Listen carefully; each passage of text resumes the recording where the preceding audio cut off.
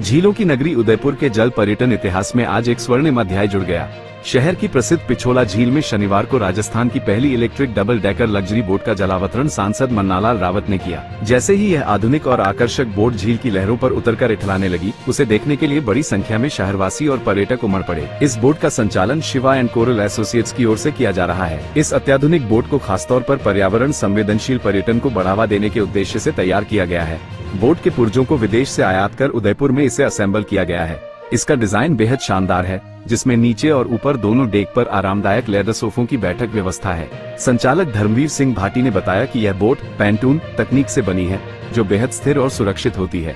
आंधी तूफान जैसी विपरीत परिस्थितियों में भी यह बोट संतुलन बनाए रखती है, जिससे यात्री बिना किसी डर के सुंदर झील दृश्य का आनंद ले सकते हैं। अभी 2 बोटों का संचालन किया जा रहा है। एक 25 सीटर डबल डेकर और दूसरी 20 सीटर रूफटॉप बोट है। दोनों बोट आरटीओ में रजिस्टर्ड हैं और पर्यावरण की दृष्टि से पूरी तरह अनुकूल हैं। इन बोटों में पेट्रोल या डीजल का इस्तेमाल नहीं होता, इसलिए झील के पानी को कोई नुकसान नहीं होता। इनका संचालन इलेक्ट्रिक मोटर और बैटरियों से किया जाएगा, जिनमें हाई बैकअप की सुविधा है और बैटरी लेवल को 20% से नीचे नहीं जाने दिया जाता। भाटी ने बताया कि ये बोटें न केवल पर्यावरण के अनुकूल हैं, बल्कि बेहद शांत, स्मूथ और आवाज रहित भी हैं। इससे झील की प्राकृतिक शांति और जीव जंतुओं पर भी कोई प्रतिकूल प्रभाव नहीं पड़ेगा। उन्होंने कहा, उदयपुर में अब नाइट टूरिज्म की शुरुआत होनी चाहिए ताकि पर्यटन जगत को नए आयाम दिए जा सके।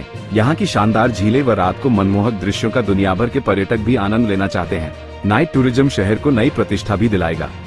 उदयपुर के इतिहास में एक नया अध्याय है और मुझे लगता है टेक्नोलॉजी को लेकर एक बड़ा अध्याय है। झीलों की संरक्षण से संबंधित है।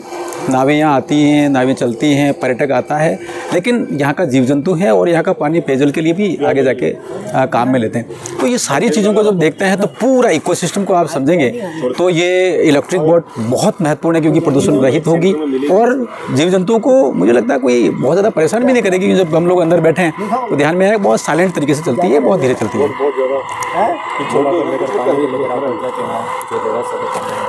देखिए, माननीय भजनलाल जी शर्मा साहब को आप देखेंगे तो एक नदी को दूसरे के साथ जोड़ने का एक बड़ा अभियान चलाया हुआ है। तो राजस्थान में भी इसमें काम बहुत तेज़ी से बढ़ रहा है। ERCP है, जाखम का पानी जयसमंद से पिछोला, ये सारा कनेक्ट हो रहा है। इसके अलावा भी साबरमती भी है, लेकिन पिछोला को सीधा जो लाभ होगा देवास 3 और देवास 4 का जो फेज़ है, जिसका शिलान्यास माननीय भजनलाल जी शर्मा साहब ने फरवरी 2024 में रखा, उस पर बहुत तेज़ी से काम हो रहा है। मुझे लगता है आने वाला भविष्य पानी को लेकर बहुत ही अच्छा होगा।